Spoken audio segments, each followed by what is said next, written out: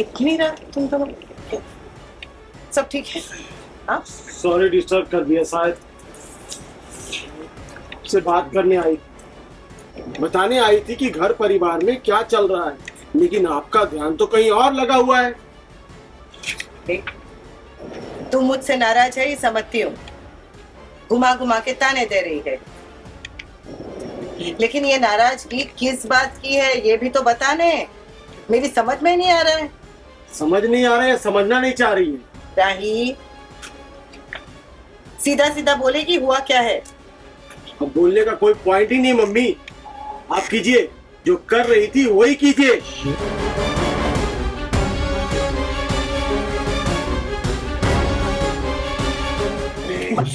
राही, खड़ी होके बात करने, ये क्या? Hi guys, my name is Shivam Khajuria and you guys are watching Tele Reporter.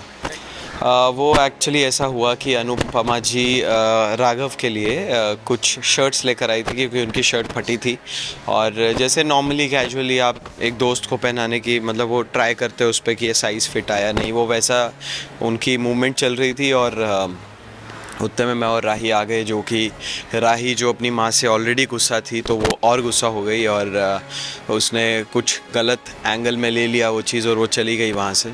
फिर अनुपमा जी उसके पीछे पीछे निकली कि मैं समझाती हूँ बेटा तू टेंशन मत ले, और फिर राघव जी ने सोचा कि वो फिर मेरी वजह से हुआ है और मैंने उनको थोड़ा दिलासा दिया कि नहीं आपकी वजह से नहीं हुआ है, अभी बहुत कुछ चल रहा है और आप परेशान मत होइए।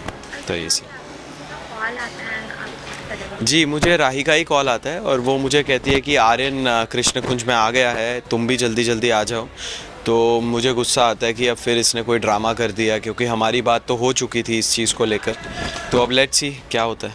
अच्छा, यहाँ पे अब देखा जा रहा है कि राही और अनुपमा में बहुत ज़्यादा मिसअंडरस्टैंडिंग आती थी बिकॉज ऑफ राघव। जी, प्रेम इसे किस तरीके से सुलझाने की कोशिश कर रहे हैं? प्रेम कोशिश तो कर रहा है। प्रेम ने बहुत समझाया राही को कि देखो तुम अपनी माँ को इतना गलत मत समझो और देखिए जो भी है ये चीज़ें तुम सॉर्ट आउट कर लो, और बस वो कुछ ना कुछ मिसअंडरस्टैंडिंग क्रिएट हो ही जा रही है और चीज़ें बद से बदतर हो रही है। तो अब लेट्स सी कैसे ये माँ बेटी का रिश्ता जो है वो वापस से ठीक हो पाएगा। Thank you so much sir. Thank you. Upcoming track में और क्या क्या देखने को? अपकमिंग ट्रैक में भाई यही सब और भी दिखेगा। अभी शादी का माहौल है, जैसे आर्यन ने बोल दिया कि मैं माही से शादी करना चाहता हूँ और इनकी शादी होगी और फिर उसके बाद देखते हैं आगे क्या होता है। अभी तो फ़िलहाल हम शादी की खुशियाँ मनाएंगे, कुछ खुशियाँ मनाएंगे कुछ गम मनाएंगे। Thank you.